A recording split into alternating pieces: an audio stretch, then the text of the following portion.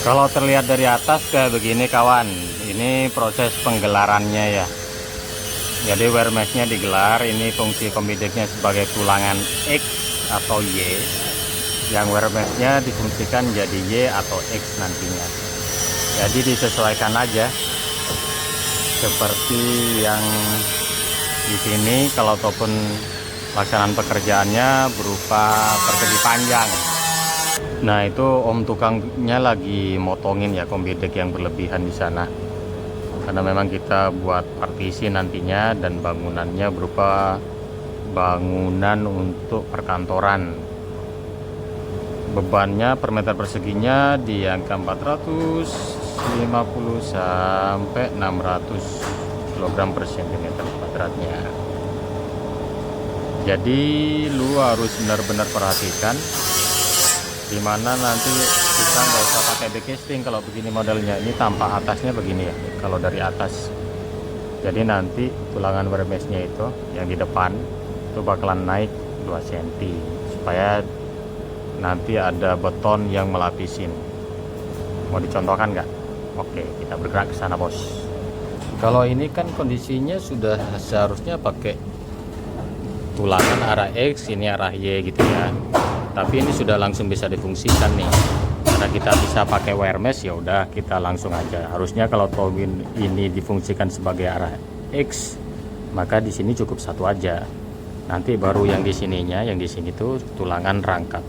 Jadi ini nanti bakalan naik segini, atau sekitar 2 sentian begini. Oke, dia bakalan naik 2 sentian supaya kondisinya bisa masuk di cor-coran atau terlapisi sama cor. Nah ini nanti bakalan ada 2 nih. Ini lapisan pertama, terus ada lapisan kedua. Pada prinsipnya tulangan tulangan wear mesh ini dan kombidek ini berfungsi sebagai tulangan Y kalau ataupun kombideknya yang begini ya. Sehingga kalau ataupun arah di sana dianggap Y, maka cuma butuh yang ke arah sana aja. Oke bos. Nah misal di lapangan kamu ketemu sama begini, sama balok. Ini baloknya bos. Oke, mana baloknya? Nah ini balok. Ini nanti bakalan dibolongin nih. Jadi ada tulangan masuk atau dibilang tulangan susut di sini. Begitu kawan. Oke, fungsi ini dibuat apa? Kalau yang ini fungsinya untuk pengaku aja atau pengait sebagai struktur tambahan, karena di bawah itu ada tulangan baja atau profil baja 200 berupa kolom sama baloknya pas di posisi ini. Nah ini nanti kalau terjadi seperti ini kita bakalan silent nih supaya cor-corannya nanti ketutup. Oke cuy, terus di sini ada setutan, nanti tulangan masuk ke situ. Ini bakalan dibor. Oke kawan ya.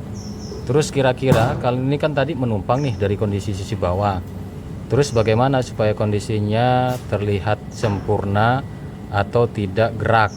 Dengan kondisi seperti ini kita tambahin kayak begini bos. Tuh.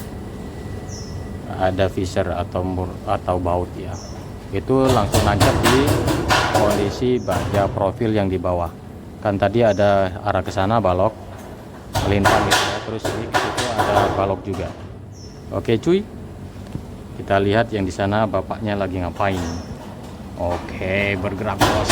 Karena ini strukturnya merupakan balok gitu ya, ini balok yang ke sana tuh melintang ke sana, itu kolomnya di depan ke bawah, terus ada balok anakan juga di situ. Maka ini kan nggak semuanya dicor. Kalau ataupun ada pekerjaan yang seperti ini nggak semuanya dicor, terus masih ada seperti ini, berarti ada 2 tahap pelaksanaan pekerjaannya. Sehingga kita harus buat seperti ini nih. Nah harus modif-modif begini, kan biasanya langsung aja kan. Kalau nggak dimodif begini bakalan bocor nanti cor-corannya ke bawah. Kelihatan nggak ya? Ini fungsinya sebagai pengaku. Ini pengaku aja sih, supaya dia terikat aja. Oke, aku jelaskan bos, karena di sini kayak begini. Nih kalau tidak tertutup begini nih, ini cor-coran bakalan ke bawah karena bentuknya ini kan trapesium gitu ya. Maka harus ditutup. Terus ini dipotong menyesuaikan dengan kondisi yang berada di tempat gitu ya. Jadi modif-modif dikit, terus ini dilas aja supaya kondisinya aman. Nah contohnya kayak begitu, kita lihat yang di sana. Ini hasil dari yang tadi sudah ditutup atau dimodifikasi. Sebelumnya kayak apa? Oke, sebentar ya bos. Nah itu pada kondisi bolong kayak begitu kawan. Nah itu lagi modifikasi penyesuaiannya biar pas. Nah itu potongan yang udah selesai, langsung disikat habis atau dilas kalau udah pas. Nah caranya begitu bos, supaya itu nanti tidak bolong. Jadi kamu benar-benar hati-hati ya, di tag aja kayak begitu. Habis itu kondisinya dipadu padankan di kondisi bawah. Kan ini kondisinya awalnya bolong kayak begitu tuh bolong tuh. Nah supaya sampai ketutup kayak begitu. Oke cuy. Nah cara modifikasinya kayak begitu aja, sederhana. Nah itu tambahan kuncian supaya mana. Nah jadi perlu ditaruh kunci langsung, hemat pas, hemat tenaga, hemat waktu. Nah kalau udah dipukul-pukul kayak begitu rupanya, pas persis kan kayak begini nih, ini langsung ke kunci dia bos. Oke, satunya lagi permukaannya udah langsung begini nih, udah langsung ke kunci. Nah, aman dah ini kalau dijaga. Nah kunciannya begitu aja, dipukul-pukul aja. Nah fungsi siku di situ tuh buat apa juga? Sekaligus juga buat pengunci. Kalau ataupun nanti ada struktur tambahannya ke atas, lu bakalan bisa gampang dan mudah langsung dicetekin aja di situ nanti ya. Oke bos, terus kalau penampang ataupun cara untuk di sananya gimana? Misalkan sudah nanti ngecor gitu, ya kasih aja pembatas gitu dengan ketebalan sekitar 12 cm atau 13 cm. Jadi bakalan naik nanti, ada backcasting tambahan di sebelah sana ya nanti. Itu backcasting tambahan, dan itu pun dilakukan setelah wear mesh-nya tergelar. Nah kalau udah ada wear mesh tambahan nanti, kalau ataupun wear mesh-nya udah tergelar, bakalan nanti ada backcasting tambahan tuh. Di situ dikelilingin sampai situ. Nah di situ juga nyampe sini ya bos. Nah di sini juga ikutan. Nah kalau yang kayak begini, lu modifikasi aja nanti untuk penutupnya. Backcastingnya seperti apa supaya cor-corannya nggak ke bawah. Jadi modifikasi engineeringnya begitu ya. Terus kalau ataupun ada kabel nanti dipasang di situ di bawah layer untuk wear mesh-nya. Jadi bakalan sesuaikan titik lampunya di mana, itu bakalan pasang nanti untuk kabelnya ya. Oke, pakai pipa, biasanya dipakai. Mohon maaf kita sebutkan merek asal atau yang lain. Yang penting untuk kabel di dalam bisa ketarik atau bisa wiring nanti, karena ini cuma pakai LV doang. Oke cuy. Kalau progresnya kayak begini kawan, kalau udah digelar. Jadi kalau kombidek udah digelar sama wear mesh-nya kayak begini. Terus kayak seperti apa dan bagaimana sambungannya. Oke, lu lihat aja tuh posisinya kayak begini nih. Nah itu buat apa tuh? Nah kita lihat. Kalau konstruksimu itu low budget, kira-kira kamu harus pakai model-model kayak begini. Sebenarnya ini kontradiktif lah. Kalau ini model penyambungannya antara wear mesh itu dilas, seharusnya posisinya gini kawan. Kalau ataupun ada wear mesh begini, ini kan dilas nih kayak begini. Oke, boleh-boleh saja kalau lu budget. Tapi kalau ataupun pada prinsipnya dia bakalan masuk ke sini. Jadi sambungannya dia bakalan masuk ke sini. Jadi bakalan nanti kayak overlapping gitu ya. Jadi posisi di sini nantinya. Oke, ulangin lagi nih. Kalau ataupun lu budget kayak begini, boleh lu las. Tergantung lu aja nanti kondisi seperti apa. Kalau ataupun berkonstruksi di rumahan gitu ya.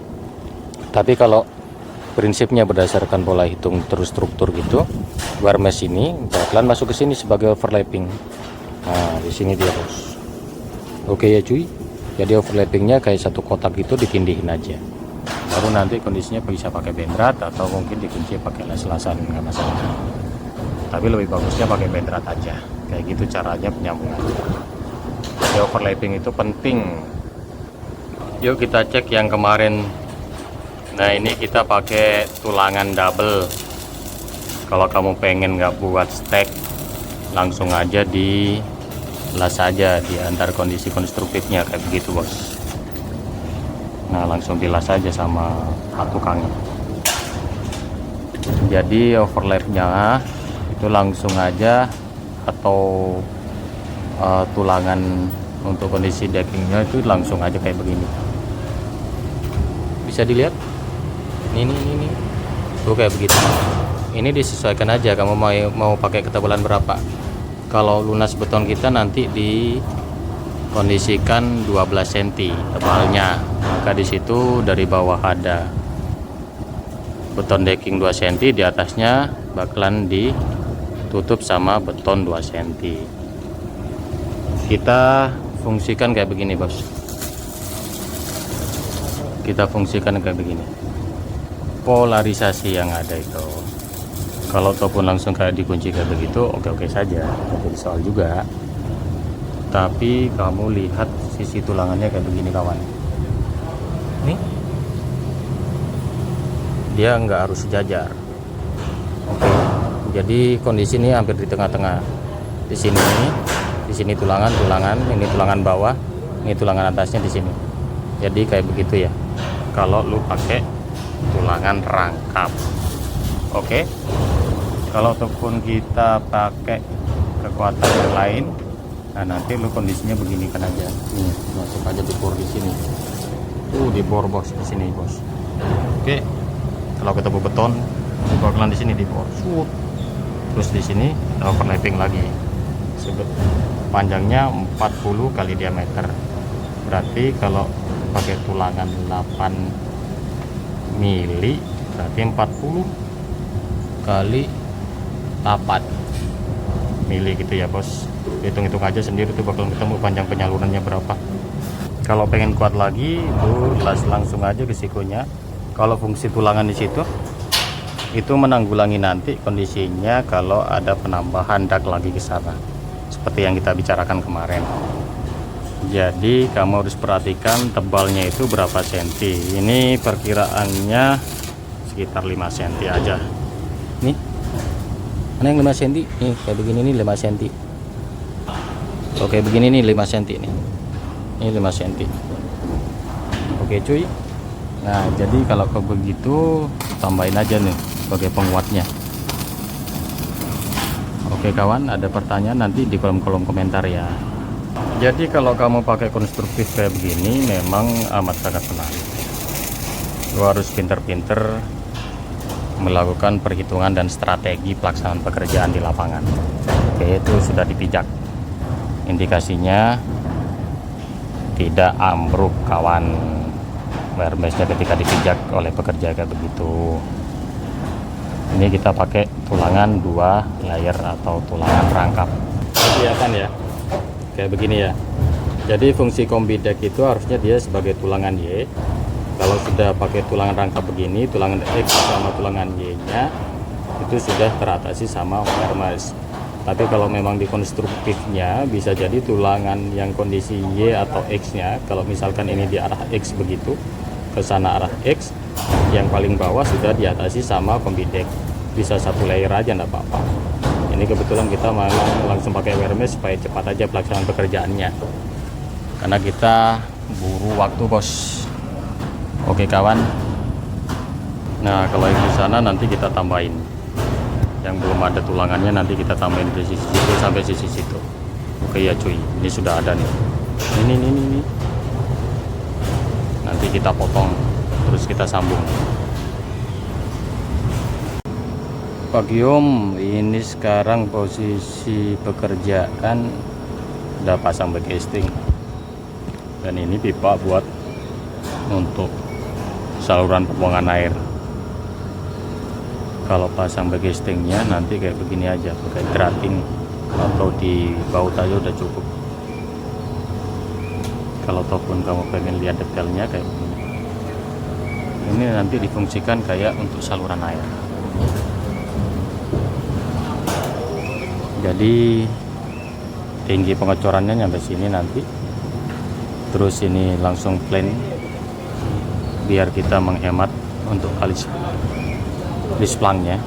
Biasanya kayak begini ini difungsikan untuk lisplang atau mainan supaya arsitekturnya itu lebih ciamik gitu ya. Terus ada beberapa kemarin yang kita udah jelasin kemarin cara pemasangannya. Terus yang kedua cara pemasangan ini maksudnya wear meshnya. Terus kemarin kita kan di video sebelumnya masih ada beberapa sambungan tuh yang belum terpasang untuk wear meshnya. Nah ini contoh pemasangannya seperti ini. Jadi kayak di depan ini langsung kayak begini ya bos, terus dilas aja. Kalau toh pun kamu nggak mau pakai las-lasan, kamu harus pakai bendrat, kira-kira begitu cuy. Nah untuk kondisi yang lain, misalkan kelebihan atau cara untuk pemasangan besinya seperti apa, kita lihat di sini. Ini 40 diameter ya untuk kelebihan sambungannya. Nah, karena ini kita pakai 8 mili kalikan 40 sekitar 16 sentian lah, kira-kira begitu ya. Jadi ada kelebihan tulangan sekitar 16 cm. Terus untuk yang sana masih dikerjain. Oke ya bos, itu masih dikerjain semuanya. Kita lihat yang lain yuk. Nah itu lagi dikerjain untuk pengelasan selanjutnya. Artinya ada beberapa kemarin yang perlu kita sampaikan kayak begini nih. Nah itu untuk masukin di situ fungsinya untuk angkur lah ya, karena kita tidak bakalan bobok tuh balok, jadi dibor aja. Ada berapa yang dikonstruksi itu biasanya pakai zat aditif untuk masuk ke sana. Jadi kalau udah dibor itu sekitar 15 sentian di sana masuk, terus kasih keluar di situ sama aja aturannya, yaitu 40 kali diameter. Tapi kalau ataupun pengen kuat itu langsung dilas aja seperti itu langsung. Oke cuy. Oke kita ulas sedikit. Ini pastikan bahwa kondisi di sini itu sudah masuk, dan ini kondisinya kalau digoyang-goyangin udah nggak bisa gerak gitu ya. Tambah nanti kondisinya langsung dilas aja di sini. Kalau ataupun memang udah kondisinya ini yang dimaksud adalah 40 kali diameter. Jadi harus masuk ke sini ya bos. Nah ini nanti bakalan menjadi angkur atau penguat tulangan, sehingga kondisinya bisa dilihat kayak begitu tuh di depan. Jadi kalau kamu pakai ada konstruksi kayak begini, diusahakan harusnya digobok aja. Tapi karena memang kondisinya lagi pekerjaannya padat, ini bisa dibobok sini sampai ketemu tulangannya, baru nanti buat lingkungan siku begitu ya guys. Nah kalau ataupun tidak digobok, ketika udah di sini udah dibor pakai zat aditif, lu bisa aja. Banyak tuh di toko-toko untuk memperkuat di sana supaya kondisinya bisa menyatu sama beton. Nah kalau kondisi sistem yang sekarang kita pakai yang jelas saja. Kalau ataupun mau pakai bendrat, oke, dipersilahkan. Untuk ketahanan las itu lebih kuat, kira-kira begitu kawan. Nah ini casting yang kondisinya di sebelah sana, sebelah ujung. Kalau ataupun kamu ada penambahan nanti harus ada panjang tulangan yang keluar ke sana, dan ini kondisi castingnya seperti ini, dibolongin kayak begini ya. Karena nanti kalau ataupun udah dibuka dia udah bisa dibongkar lagi. Jadi jangan sampai buntu. Ini cara yang paling praktis, sehingga kalau ataupun pengecoran kayak begini nih, kamu harus benar-benar perhatikan aja. Lebih cenderung di mana, di kroak atau dilukain gitu. Kalau kita lebih cenderung lebih simple, dibor aja kayak begini. Oke cuy. Jadi kalau kamu pengen buat konstruksi yang baja gitu, tidak monolit beton semua, ada beberapa hal yang kamu harus perhatikan. Yang pertama itu kekuatan struktur bangunan bajanya. Yang kedua cara ngangkurnya, kayak begitu dibuat angkur mati tuh. Yang ketiga Kalau ataupun ini dipasang bendrat pasti nggak bakalan kuat, jadi lu langsung dilas aja, tapi jangan di tag. Kalau di tag itu kan cuma hanya sebatas titik gitu. Nah ini harus langsung kondisinya di bendrat, dilas aja gitu, bukan di bendrat. Oke ya cuy. Ini perlu mengingatkan saja, yang pasti ini sudah ketutup ya bos. Di sini udah ketutup karena ini kita pakai combi deck. Kalau lu pakai kondisinya kayak begini nih di bawah, dengan kondisi konstruksinya kita menghemat aja, dan di bawah kalau ataupun kelihatan itu tampilannya agak sedikit bagus kalau udah pakai combi deck. Nah jadi kalau kamu mau ngecor pastikan ini tertutup, dan itu nanti kita bakalan tutup juga tuh di situ. Kalau ataupun yang di sini nih sambungan-sambungan itu pastikan udah rapat dan tidak ada sela untuk dia keluar untuk pengecorannya. Dan kamu perlu perhatikan lagi, apa yang perlu disikapi di sini adalah ketika banyak material tumpukan kayak begini, ini harus dibersihkan nanti sebelum pengecoran. Nah jadi PR-nya lumayan banyak. Kalau dilas kayak begini nih, yang pertama lu nggak bakalan bersihin terlalu banyak sisa-sisa bendrat atau kawat yang ada di struktur yang mau dikerjain atau dicor kayak begini nih. Tapi kalau ataupun memang ada kebutuhan kayak begini nih, nanti harus dibersihkan. Oke. Terus kalau misalkan ini ada renggang kayak begini, selen kan biasanya nggak bakalan jadi satu nih. Ini lu harus ditutup, mau pakai selen atau mau pakai apa dipersilakan, yang penting cor-corannya tidak keluar sampai ke bawah, karena di bawah ada bangunan atau fungsi masih difungsikan sebagai tempat lalu lalang atau tempat istirahat. Oke, kita mau lihat. Oke, sebentar bos. Sebelum lihat di bawah, pastikan aja sesuai kebutuhan konstruksinya. Ada berapa pipa yang mau dipakai itu untuk pembuangan saluran, karena nanti konstruksinya dia bakalan naik lagi ke atas gitu ya, hampir menyamai dengan kondisi bangunan gedung yang bakal di sini. Jadi disiapkan aja nanti beberapa pipa di situ. Kita nyiapkan ada 3. Oke cuy, ini sudut ruang dalam bangunan perkantorannya. Kita lihat konstruksi yang ada di luar. Ini konstruksi dari sisi bawah, masih dipakai untuk beberapa aktivitas. Jadi kelihatan kayak begini nanti combi decknya. Itu yang rencana ruang untuk dilanjutin lagi untuk pengecorannya yang di depan tuh. Nanti kita bakalan sesuaikan dengan budgetingnya. Nah kayak begini contohnya. Oke bos, konstruksi bajanya kayak begini kalau dari sisi bawah. Nah kalau sisi bawah kayak begitu tuh, itu harus diselen atau ditutup. Jadi cor-corannya supaya kondisinya nggak turun ke bawah bos. Cara ngatasinnya nanti diselen aja sepanjang balok itu kayak begitu ya bos ya. Tuh kalau dilihat di situ itu long benggang. Kalau bahasa benggang itu ada beberapa selisih 1-2 cm, itu harus ditutup karena ini merupakan bangunan tambahan, bukan struktur bangunan utama, tapi nanti bakalan menjadi struktur bangunan utama. Oke cuy. Oke, lihat nanti perkembangannya seperti apa dan jadinya bagaimana. Ini sisi luarnya bagestingnya kayak begitu. Jadi untuk display-nya kita langsung pakai multiplex. Nah itu nanti kalau tuh pun dibuka, kan tadi sudah ada beberapa elevasi yang berbeda tuh.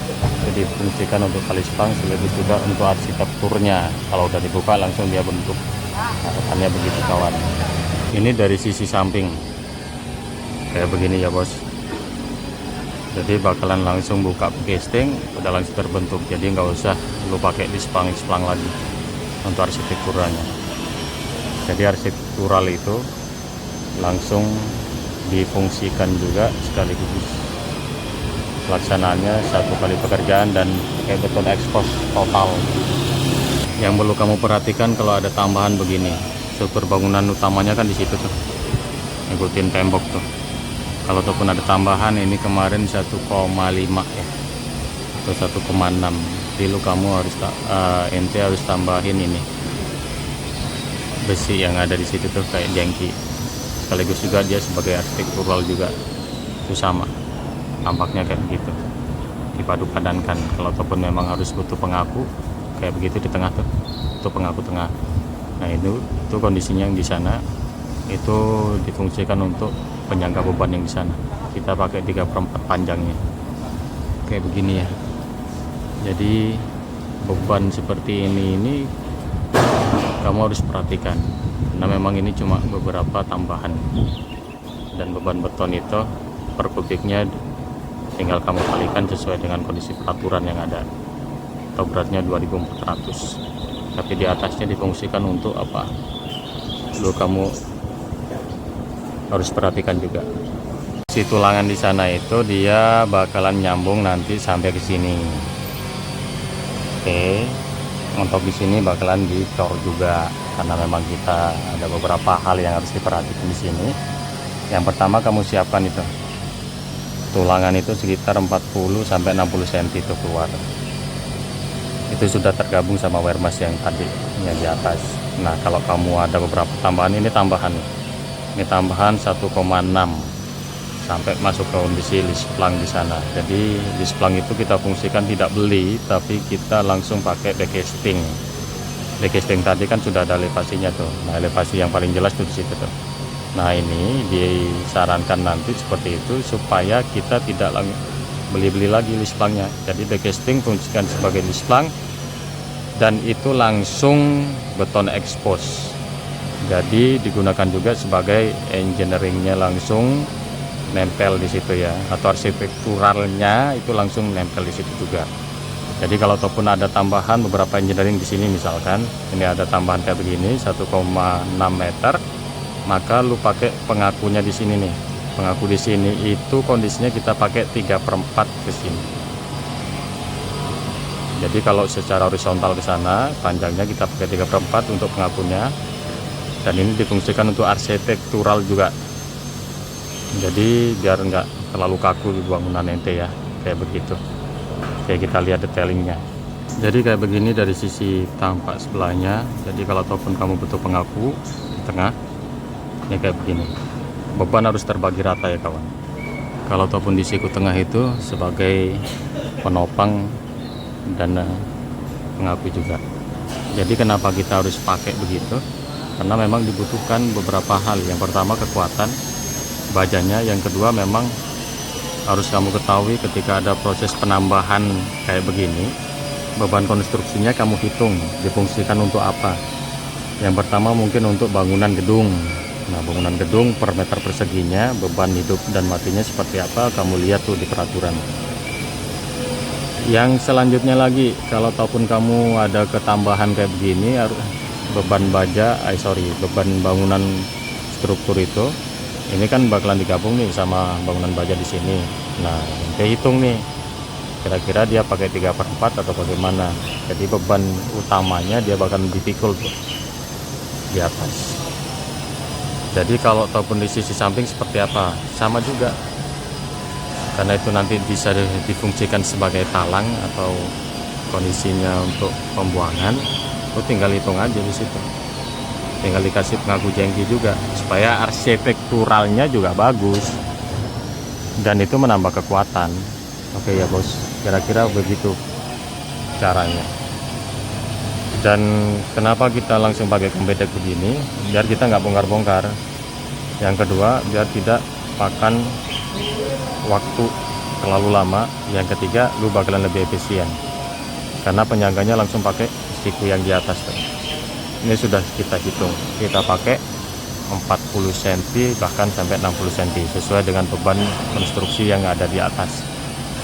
Kita pakai siku dengan kondisi 99 ya. Oke cuy, ini dia nih, ruang bawahnya difungsikan buat istirahat para juragan-juragan dan sembari kerja. Nah itu dia tuh, ini juragan. Oke, kayak begitu bos, kira-kira bos. Jadi kamu harus perhatikan, kalau diupayakan ini ada penyangganya, kan nggak bakal bisa difungsikan nih ruang bawah ini, karena ini adalah tempat perkantoran, tempat ruang untuk istirahat. Oke, see you next, bye bye cuy.